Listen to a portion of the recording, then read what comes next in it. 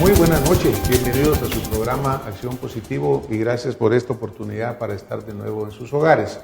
Hoy vamos a comentar un tema que ha estado en las noticias recientemente, que lo hemos visto y que pues obviamente por su magnitud reviste una importancia nacional y una importancia internacional. Estoy hablando del canal interoceánico que está desarrollándose ya en Guatemala. Este es un proyecto que viene desde hace 14 años, de acuerdo a, como lo menciona Guillermo Catalán, quien es el presidente de la Junta Directiva del Canal Interoceánico, a quien le doy la bienvenida. Guillermo, bienvenido a Acción Positiva. Muchas gracias por esta oportunidad. Muchas gracias, Guillermo. La lucha esta ha sido una lucha larga. Yo hablo de 14 años que aparentemente se oyen fácil, pero ha representado un esfuerzo muy grande. Una anécdota que le comentaba yo a Guillermo antes de entrar aquí ante las cámaras era que él me la había contado personalmente a mí una vez que tuvimos la oportunidad de platicar y me comentó ese sueño que tenía, esa visión, porque realmente, como dicen, para poder cruzar el mar, primero hay que imaginar que existe otra orilla. Y son pocos las personas visionarias que tienen esa capacidad de ver un sueño y ver de qué es posible hacerlo y sobre todo llegarlo a realizar, Guillermo. Así que tu lucha ha sido una lucha difícil, importante y yo creo que te debes sentir satisfecho de en qué punto estamos ahorita. ¿En qué momento estamos encontrando el proyecto en este momento? No, pues mira, cabalmente como tú bien lo dices, son 14 años de compartir una visión. Alrededor de esa visión pues nos reunimos un grupo de empresarios amigos, familia, el capital semilla para poder hacer los primeros estudios y actualmente pues esos estudios ya han sido concluidos en una factibilidad. Hoy tenemos un corredor interoceánico que tiene una factibilidad llevada a cabo por un conjunto de empresas de reconocimiento internacional. Tenemos terminado y concluido el proceso de negociación de las tierras con 3.533 propietarios, 224 comunidades, de la mano de 46 municipios agrupados en 9 mancomunidades de municipios. Ha sido un esfuerzo conjunto y concluido todos estos trabajos que te resumo así muy rápidamente, pues estamos ahora en capacidad de poder poner el proyecto en el contexto mundial para seguir atrayendo inversionistas. Pues muchas gracias, Guillermo, y felicitaciones, obviamente. Nosotros tuvimos aquí la oportunidad el 24 de enero del 2010 de que tuvimos la visita de funcionarios en aquel momento que estaban trabajando. Estuvo aquí el señor alcalde de Santa Catarina Mita, don Vicente, licenciado Osorio. Así es. Neco Osorio. Sí, y sí. Él pues ya nos comentaba de lo que se quería hacer, de esta lucha por unir a las municipalidades, porque no es muy sencillo. De ese momento para acá, del 2010 para acá, han logrado ustedes tener ya en conjunto 46 municipalidades y 9 mancomunidades, Guillermo. A ver, cuéntanos un poquito de esto, porque yo creo que este concepto del desarrollo desde el nivel local es un verdadero cambio y muy importante para el proyecto. Así es. Sí, pues mira, en esa visión de hacer del proyecto un proyecto incluyente, participativo, los alcaldes, cuando les compartimos esa visión de unir el Atlántico y el Pacífico de nuestro país, pues inmediatamente compartieron esa visión como un medio para poder atraer mejores condiciones, oportunidades de trabajo y desarrollo a sus territorios. Es decir, ellos inmediatamente se comprometieron. El alcalde vive en la comunidad, su familia vive en el municipio, su esposa va al mercado, sus hijos van al colegio. Entonces su compromiso con el desarrollo y la cercanía a las comunidades, a ellos los tiene bastante más comprometidos. Entonces encontramos a los socios locales idóneos para poder promover el corredor. De la mano de ellos nos fuimos a las corporaciones municipales, luego nos fuimos a los consejos comunitarios de desarrollo, nos fuimos a los líderes comunitarios, visitamos las comunidades, es decir, las 224 comunidades las hemos recorrido, ahí metro a metro, hemos estado en cada uno de esos lugares y los ciudadanos rurales pues también comprendieron la visión porque entendieron que no solamente estaban vendiendo sus tierras a un proyecto, sino que al compartirles la visión de proyecto se dieron cuenta que ellos también podían mejorar y que podían ser parte de esa gestión. Y la forma de hacerlos participar pues fue no solamente en trabajos directos de ayudarnos a hacer la delimitación y la caracterización del corredor, sino que también llegamos a una negociación en lo que nosotros denominamos un valor justo. Es decir, llegamos a valorar todos aquellos intangibles que están alrededor de una familia que su único activo es el pedazo de tierra que tiene, y además de haber llegado a ese valor, les hicimos ver que ellos quedarían siendo accionistas del corredor interoceánico de Guatemala en un 5% del 100% de las acciones, distribuidos en todos ellos, buscando ciertos indicadores como la cantidad de tierra y qué tan cercanos estuvieron al valor de mercado. Y esa participación pues la recogen los consejos comunitarios, se eleva a la corporación municipal y las corporaciones pues han emitido acuerdos municipales en cada una de las etapas del proyecto para darle la certeza jurídica necesaria en cada uno de esos territorios. Pero esta es una labor muy grande, Guillermo. Por ejemplo, nosotros estamos viendo acá que otros proyectos, digamos particularmente en el área de minería, en el área de hidroeléctricas, etcétera, se han enfrentado con un problema de una resistencia por parte de las comunidades. Y se ha señalado que no ha habido una buena comunicación, pero obviamente hay una extensa conflictividad. Eso ustedes no lo han tenido prácticamente, porque veo que prácticamente en estos 372 kilómetros por 140 de ancho que va a lo largo de Guatemala, entiendo que ya las negociaciones de adquisición están completas. Así es. Nosotros, todo lo contrario, fíjate, todo lo contrario a la conflictividad que vemos en otros proyectos, se han resuelto conflictos. Es decir, tenemos en Zacapa, Chiquimula, tenemos 3 comunidades, la comunidad de Marascó, Agua Blanca y Santa Rosalía, que por más de 70 años han tenido conflictos limítrofes de una finca que las 3 comunidades dicen tener o decían tener la propiedad, la posesión. Y estos conflictos habían originado inclusive peleas entre familias, donde hay miembros de esas familias que fallecieron, murieron. Los pusimos juntos, les hicimos ver que si se unían y que si aceptaban distribuirse esa propiedad equitativamente, ellos resolvían por un lado un conflicto y tenían la oportunidad de participar en este proyecto. Y se resolvió es un conflicto resuelto, se sentaron finalmente después de tantos años estos líderes y hoy día pues es una realidad el trazo pasando por esta propiedad. Tuvimos también una experiencia en el 2010 en el municipio de Jocotán, donde tenemos allí en el área Chortí pues algunos líderes que se dan a la tarea estrictamente de soliviantar a los lugareños de las comunidades más alejadas de esas comunidades para que se opongan a todo. Y se opusieron. Quemaron en el 2010 la mancomunidad, quemaron la municipalidad, quemaron la biblioteca que se acababa de inaugurar. En fin, hicieron un desastre. Bajaron con una mochila, con un tambo de combustible, con gasolina para incendiar, algunos con un AK-47, en fin. Y lo que sucedió es que la misma población se organizó. Ya el corredor había socializado en varias de las comunidades el proyecto. Se organizan, colectan alrededor de 14,000 firmas declarando non gratas a estas organizaciones que fueron a organizar esta actividad. Esos son ejemplos concretos. Por supuesto, el corredor, por la certeza de un área muy volátil en ese sentido, pues cambió su trazo. Hoy día el trazo pasa por el municipio de Chiquimula y de allí llegamos a las comunidades que te comento con el borde con Zacapa, que es Santa Rosalía, Agua Blanca y Marascó.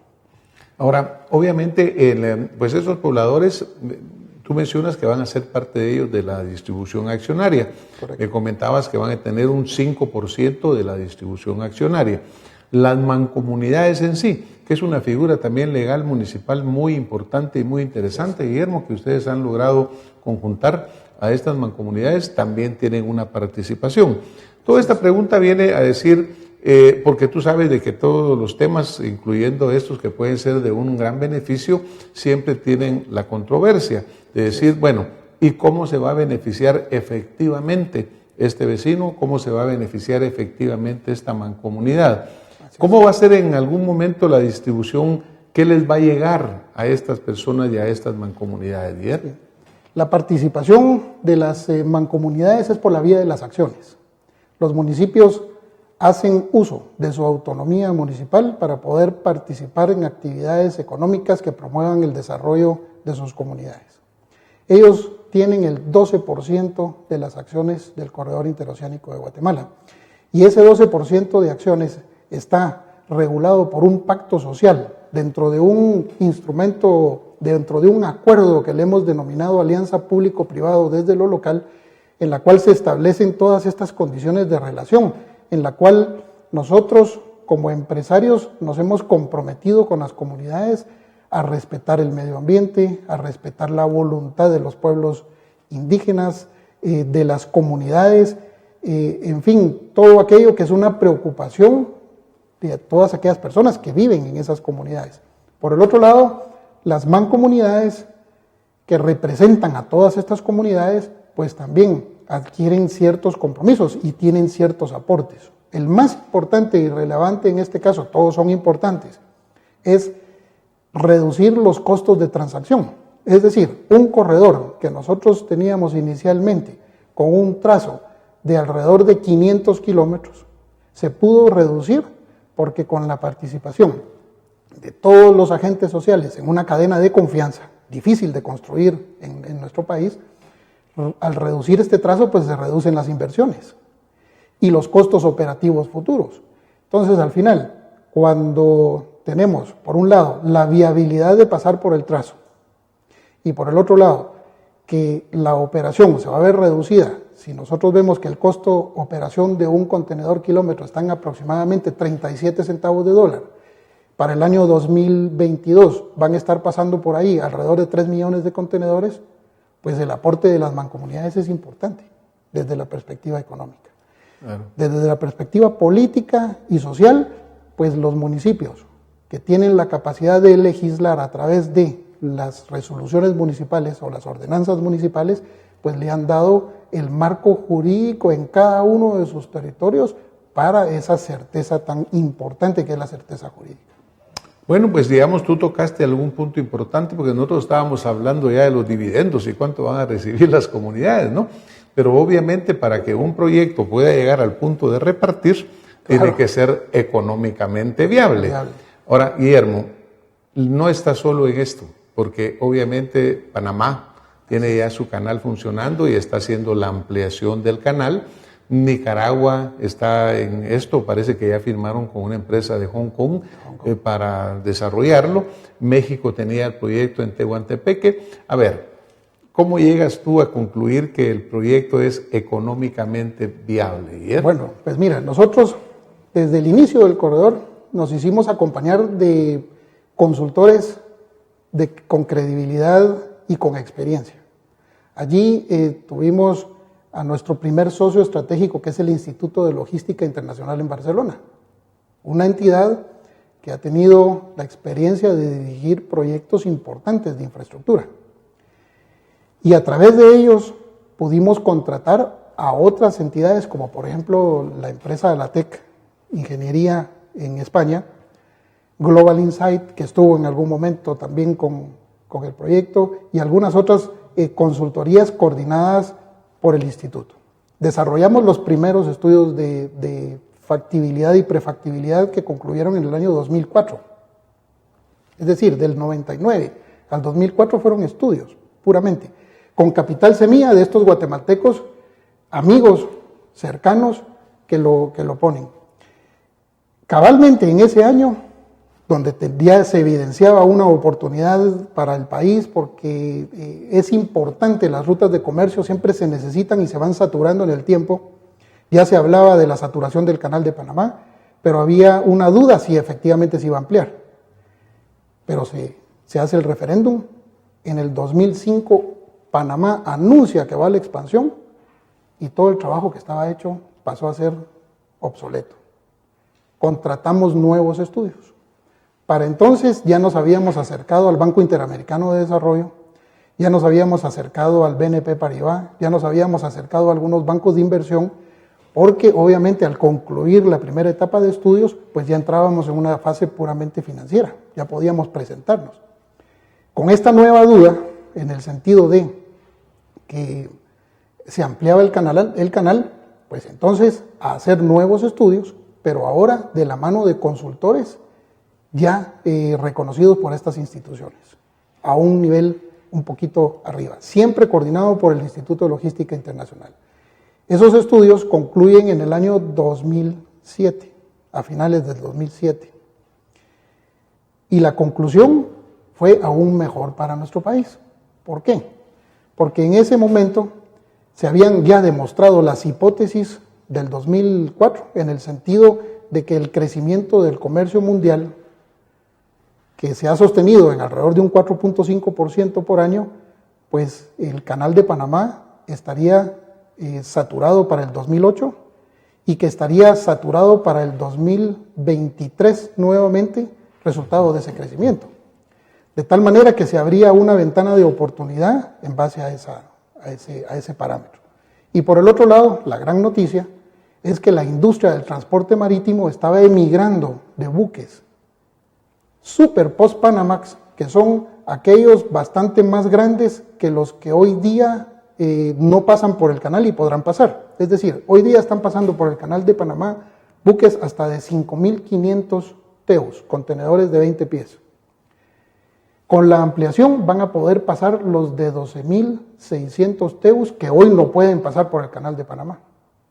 Y que estos de 12.000 son alrededor de un 30% por economías de escala más eficientes que todas las generaciones anteriores. Pero la industria anuncia entonces que va a buques de 18.000 teus y de 22.000 teus, y posiblemente más grandes. Hay por ahí algunas revistas de carácter estratégico que ya anuncian que van a más grandes, porque esa economía de escala pues hace más eficientes a las navieras. Se han ido uniendo en sindicatos y se han ido reduciendo el número de navieras, de operadores, de armadores en el mundo, de tal manera que entonces estos nuevos buques de 18 y de 22 no pasarán por el Canal de Panamá aún ampliado. Pero lo más importante es que son un 46% más eficientes que todas las generaciones anteriores cuando estén flotando. De esa forma, entonces, cuando nosotros vemos la ruta completa, porque tenemos que verlo como ruta, es decir, se origina un contenedor en Shanghai, en China, a Nueva York, la costa este de los Estados Unidos, pues es completa la ruta, la porción agua, la navegación de esas alrededor de 7.000 millas, los 372 kilómetros de recorrido de ferrocarril en Guatemala y la porción de agua desde Guatemala a los puertos de la costa este de los Estados Unidos, y eso nos da a nosotros un valor, ¿verdad? Un valor. Y en el contraste de Panamá, pues igual, ¿verdad? Los panameños dicen que nadie compite con el canal en sus 80 kilómetros, y eso es verdad. Nadie compite con ellos. Pero los panameños no le están contabilizando la parte de agua, las 1.200 millas, el tiempo de espera de los 8 días afuera, que se reagrupan en Manzanillo para redistribuirse y que nuevamente tienen que navegar otras 1.200 millas para el norte y presentarse como una ruta integral. Es decir, esos estudios que se han venido desarrollando a lo largo de estos 14 años, porque se van enriqueciendo y se van completando en el tiempo, son los que han mantenido esa unidad en los socios accionistas del corredor, que son empresarios, y son profesionales, y todos preocupados. Cuando hacemos una inversión estamos preocupados de esa inversión. Por supuesto, es información que tampoco no la podemos estar nosotros dando y compartiendo en una forma muy abierta, porque al final tiene un valor de carácter estratégico.